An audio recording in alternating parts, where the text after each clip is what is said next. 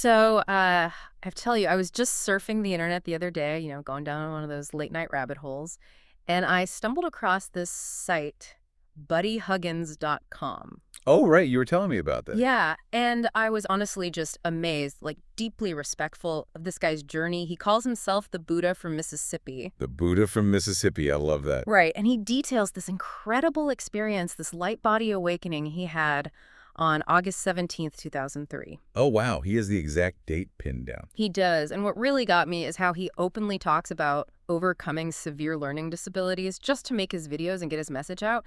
He's totally independent, just, seeking this profound cosmic truth and ET disclosure completely outside the mainstream. Yeah, it is fascinating. It's like pure, unfiltered truth-seeking. Exactly. And honestly, it perfectly bridges into what we're doing today for you, the listener, because today's deep dive is all about that exact collision. What happens when fiercely independent truth-seeking crashes head-on into massive political institutions? Yeah, it's a profound collision. We're looking at a cultural moment where the established mechanisms of truth are just, well, they're breaking down. Right. And the stack of sources you provided us for this is just incredibly eclectic. We've got a huge directory of alternative documentaries from the Big Sky Free Press. We've got a transcript of comedian Tim Dillon's, frankly, very cynical cultural commentary. Very cynical, yeah. Plus, deep dive political analyses from ACTART, Mother Jones, Al Jazeera, and Middle East Eye. And it all centers around the recent explosive Republican primary of Kentucky Congressman Thomas Massie. But before we really get into it, I need to make a quick disclaimer. Always important with a stash like this. Yeah, because the sources you gave us contain some highly politically charged content. I mean, spanning all the way from the left to the right. We're talking views on foreign wars, Israel, vaccines, the Trump administration. It's heavy stuff. So just to be totally clear, we are completely impartial here. Right. We are not endorsing any of these viewpoints. Not at all. We're simply acting as your guides, unpacking the ideas in the source material without taking any sides. So establishing that baseline, where do we start? Because the political earthquake around Thomas Massie doesn't make sense without the cultural backdrop. Exactly. And the overwhelming vibe from these sources is just deep institutional distrust.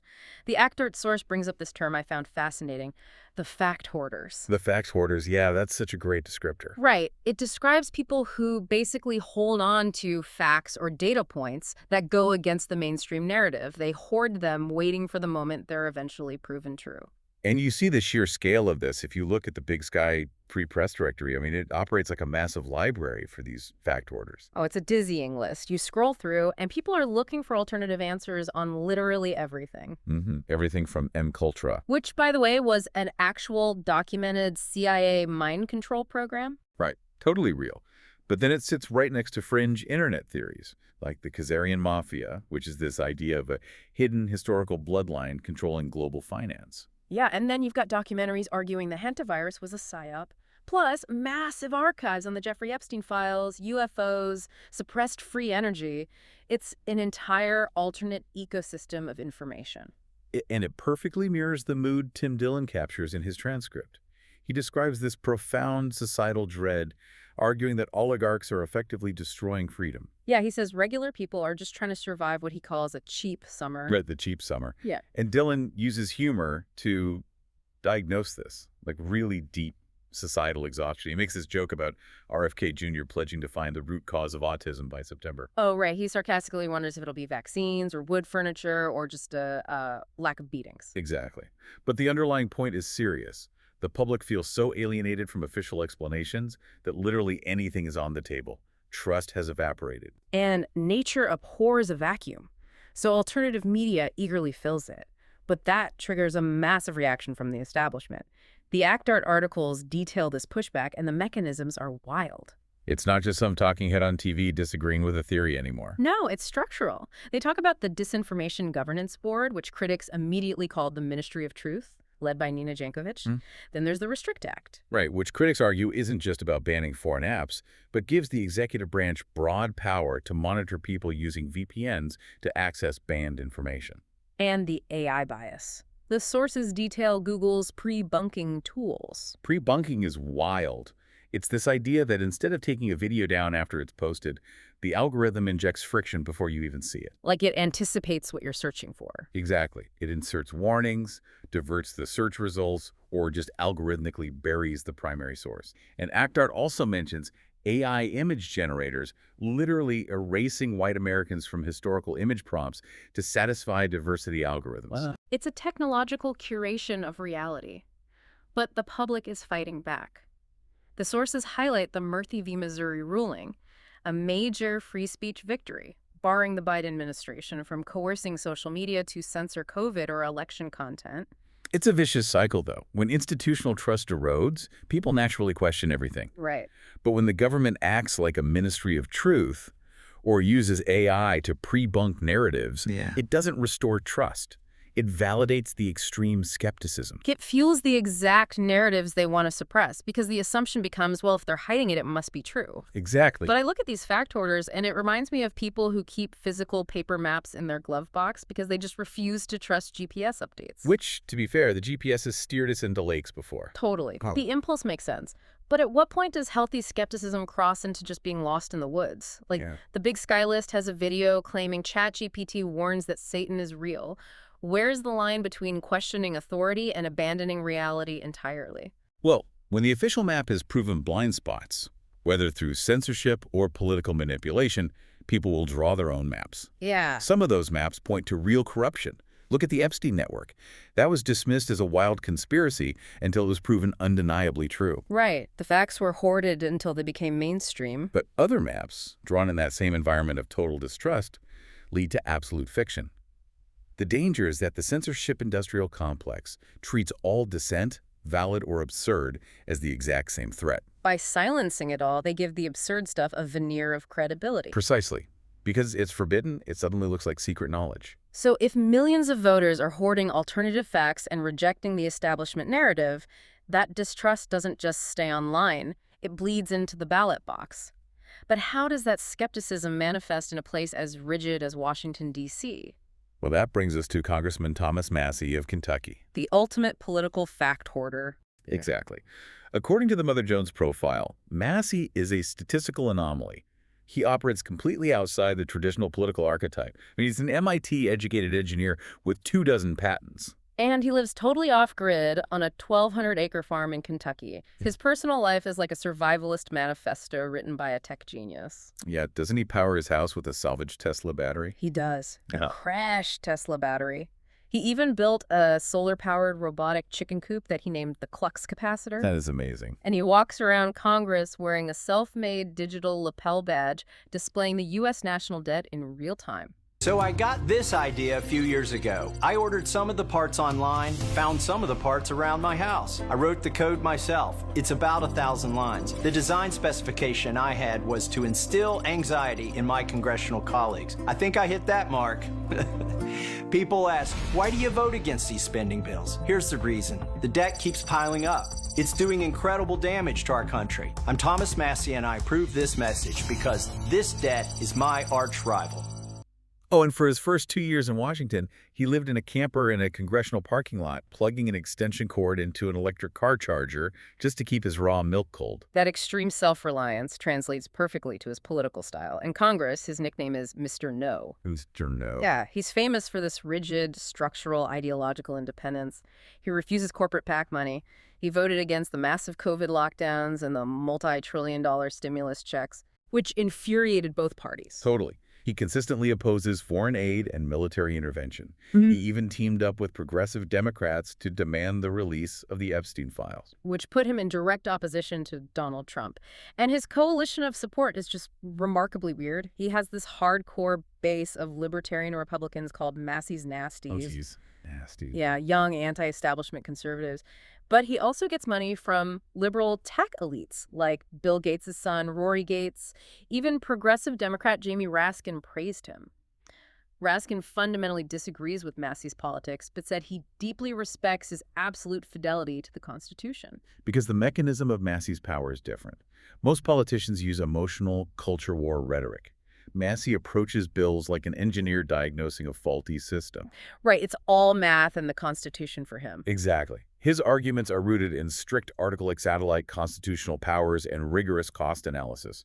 When he votes no, he explains structurally why it violates basic arithmetic or constitutional parameters. I think of him as the one guy in a corporate boardroom who actually reads the 500-page terms and conditions and just flat out refuses to sign while everyone else blindly clicks, accept. That's a perfect analogy. But, I mean, doesn't his rigidness make actual governing impossible? If you're the lone no vote on a massive percentage of bills because you claim they bankrupt the country, you're going to isolate yourself. How do you survive when the whole system requires compromise? Well, Massie's consistency creates a paradox.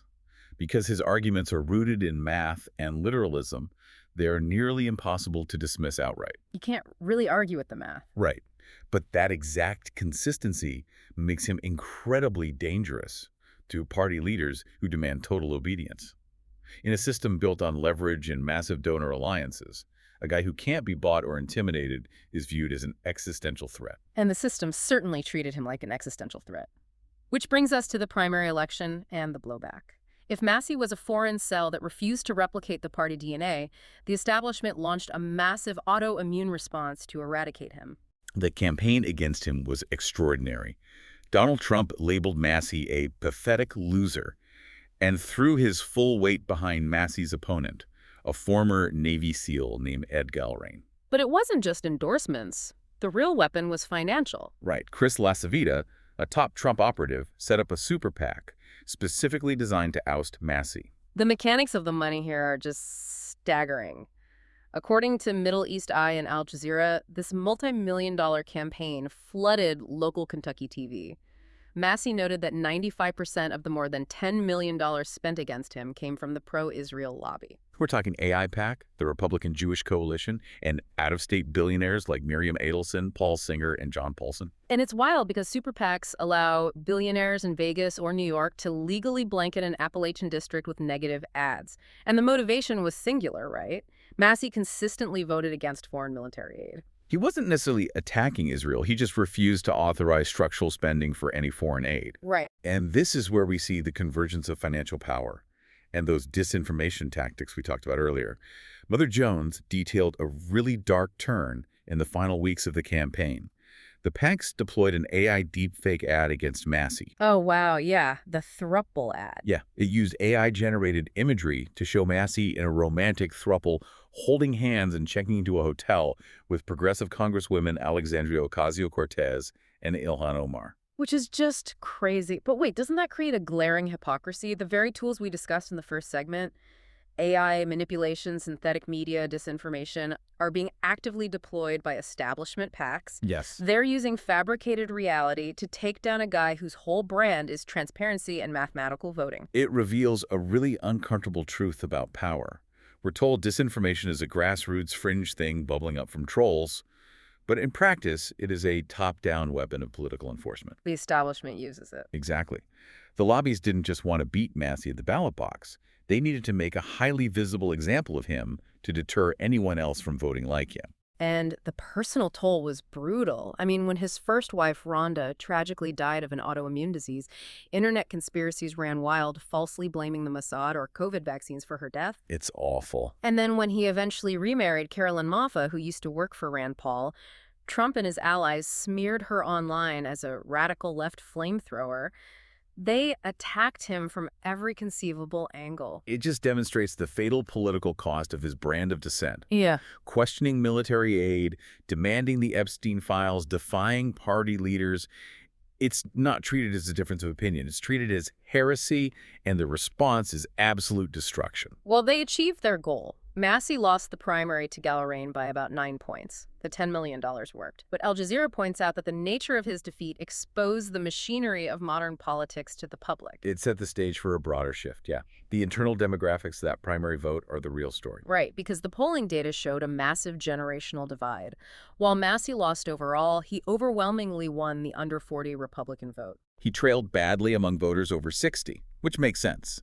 They consume traditional television media where all that P money was spent. Yeah, but that data indicates a fierce growing backlash among younger nationalists and libertarian conservatives against foreign-aligned lobbying. Al Jazeera noted there are now mainstream conservative calls for AIPAC to register under FAIR-RA, the Foreign Agents Registration Act. Which ties perfectly back to Tim Dillon's commentary about the cheap summer. Exactly. The younger electorate is exhausted. Dillon describes this culture where the buy-in is just too high, oligarchs rule the roost, and the government is constantly trying to drag the public into unwanted foreign conflicts, like a potential war with Iran. The younger demographic is living that cheap summer. They're rejecting donor-driven politics because they see no benefit in it. So if Massie is out, does that mean the independent thinkers lost? Or does that generational divide show the anti-establishment wave is just getting started? History shows that political systems become the most aggressive when they sense their own instability. Crushing Massie with $10 million in AI deepfakes was a massive show of force. But it was too visible. Right. It inadvertently exposed the man behind the curtain. You cannot unsee millions of dollars from out-of-state billionaires flooding a local Kentucky race. For the younger voters who backed Massie, that realization calcifies into a permanent skepticism of the entire apparatus. Wow. So just to summarize this wild journey we've taken today, we started with Buddy Huggins and the chaotic, hyper-skeptical world of alternative truth-seeking. We unpacked the fact hoarders and how the government tries to control the narrative through disinformation boards and AI pre-bunking. Then we saw how that rigid independence manifested in Thomas Massie, a guy powering his house with a salvaged Tesla battery and voting no on almost everything. And finally, we witnessed the multi-million-dollar political autoimmune response mobilized to crush him. It is a vivid case study of what happens when the irresistible force of modern political machinery meets an immovable object of ideological consistency. It really is. And just a quick reminder to you listening, this deep dive was purely an exploration of the incredible sources you provided. We maintain a strictly neutral stance on all the highly charged political dynamics we discussed today. Right, we're simply examining the map you handed us, analyzing the structural forces without prescribing a side. Exactly. But I do want to leave you with a final thought to mull over. Think back to Thomas Massie, out there on his 1,200-acre farm, building his robotic chicken coop, existing completely off the grid. If a brilliant MIT engineer can create absolute, tangible self-reliance in the physical world, but can still be utterly crushed by the financial and institutional machinery of the political world, is true independence even possible in modern society? Or are we all just waiting for the algorithm to deepfake us out of the conversation?